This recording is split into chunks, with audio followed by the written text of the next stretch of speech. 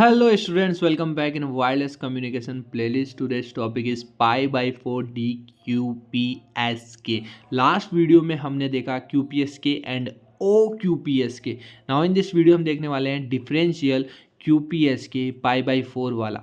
तो पाई by 4 shifted QPSK modulation is a quadrature phase difference keying technique offers compromise between OQPSK and QPSK in the term of allowed all maximum phase transition. तो basically कहने का मतलब ये है कि pi by 4 shift QPSK somehow better है QPSK के अंदर. कब? जब आपका यहाँ पर मल्टी पाथ स्प्रेड देखने को मिल रहा है या फेडिंग परफॉर्म हो रही है तो पाई बाय 4 DQPSK, क्योंकि ये आपका बेसिकली कॉम्प्रोमाइज वर्जन है दोनों के बीच का OQPSK एंड QPSK का, जिसमें मैक्सिमम ट्रांजिशन देखने को मिलता है आपका. ठीक है, तो इसके अंदर अपन ने क्या करा, मैक्सिमम फ्रेज को चेंज करके लिमिट कर दिया है, पाई बाई 4 घटा दिया, पाई बाई 4 बढ़ा दिया. यानी कि 90 to 180 था, तो इसमें पाई बाई 4 घटाओगे तो 45 डिग्री ये हो गया, एंड इसमें घटाओगे तो ये क्या बन जाएगा 135. तो हाईएस्ट लिमिट इसकी कितनी रहेगी 135 डिग्री प्लस माइनस. तो मैक्सिमम फेज चेंज कितना रहेगा 135 degree. Okay, in the presence of multi path spread and fading pi by 4 QPSK is perform better than the QPSK, जो मैंने अभी बताया आपको.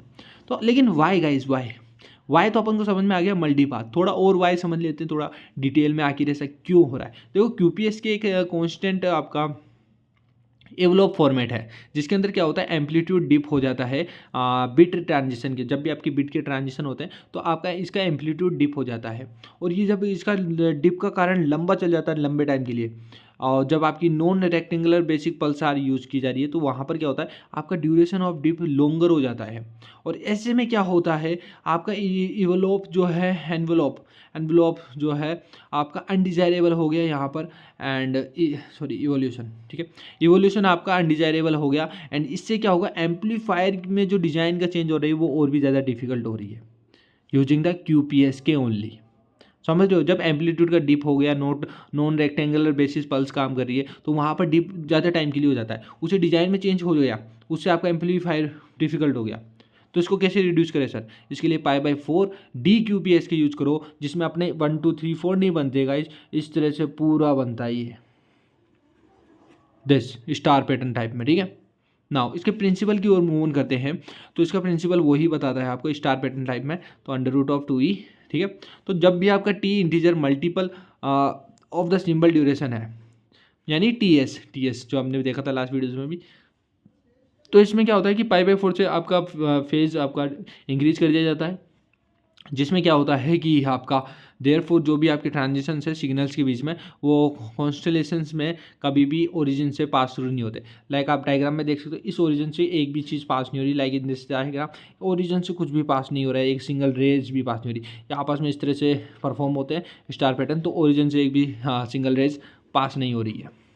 अब इसके थोड़ा सा आर्किटेक्चर डायग्राम देख ले थोड़ा सा, क्यों ट्रांसमीटर वाला ये रहा ऊपर दिख गया गाइस, ये रहा ऊपर. तो इसमें क्या हो रहा है, आप सबसे पहले एम के ले रहे हो, यानी कि एक बिट रेट जो सीरियल टू पैरेलल कन्वर्टर कर रही है, तो ये दो अलग अलग फर्दर पार्ट में डिवाइड कर देगी, M I and M Q, जो आपके सिग्नल मैपिंग में जाएगी. इधर दो फर्दर बनेंगे आई के एंड क्यू के. ठीक है, जो LPF के पास जाएंगे दोनों के दोनों ऑब्वियसली, जहाँ से एक कोस में जाएगा एक साइन में जाएगा, एंड दोनों आपस में फिर बाद में मॉड्यूलर से मर्ज होंगे, एम्पलीफायर के पास जाएंगे, and pi by 4 QPSK.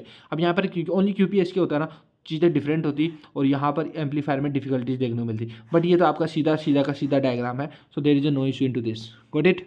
Now I के का वैल्यू कोस के केस में आया, क्यू के का वैल्यू साइन के केस में आया, जहाँ पर टीटा के इक्वल टू टीटा के -1 प्लस में फाइव बोले तो फेज के. Okay, information bit MI and Q के केस में देख रहे हैं, एंड फेज शिफ्ट तो 1 1 0 1 0 0 1 0 के केस में pi by 4 3 pi by 4 minus 3 pi by 4 minus pi by 4.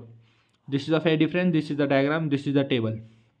Now next formula बता दो सर, एस की वैल्यू आ गई IT cos WT minus QT sine WT. अरे यार ये तो सबसे सिंपल है, ये मिल गया सर, ये मिल गया, माइनस भी था सर, माइनस लग गया. ये तो सर सबसे सिंपल फॉर्मूला अब तक देखने को मिला है QPSK में, सिंपली मिल गया. अब IT की वैल्यू एंड QT की वैल्यू थोड़ा सा फर्दर अपन डिटेल में देखें तो IK and QK T KS same है भाई, इधर बस ये चीज़ चेंज और कुछ भी नहीं है, सेम फॉर्मूला है. नाउ फाइनल एक कंक्लूजन निकाल देते हैं सर क्यूपीएस के और क्यूपीएस के देखा भी था। और सर आज हमने देखा π/4 डी क्यूपीएस के डिफरेंस बता दो सर फटाफट से। देखो गाइस फेज डिफरेंस आया +-90 डिग्री तो +-180 डिग्री, इधर +-90 डिग्री एडजस्ट करता, बट यहाँ पे π/4 का रिड्यूस हुआ है तो +-45 डिग्री टू +-135 डिग्री हो गया। This is the difference between all this things of the QPS के। आई बिलीव अब आपको क्लियर है गाइस, क्लियर है तो यार लाइक मार दो यार, अच्छा लगा तो लाइक मारो यार, मार दो। Thank you so much and share करो यार दोस्तों के साथ प्लीज़, उनके बैकलॉग्स ना आए, आपके भी ना आए, और कोई दिक्कत आ रही तो कमेंट सेक्शन में बताओ। मिलते हैं नेक्स्ट वीडियो के साथ में। जय हिंद जय Bharat, thank you so much.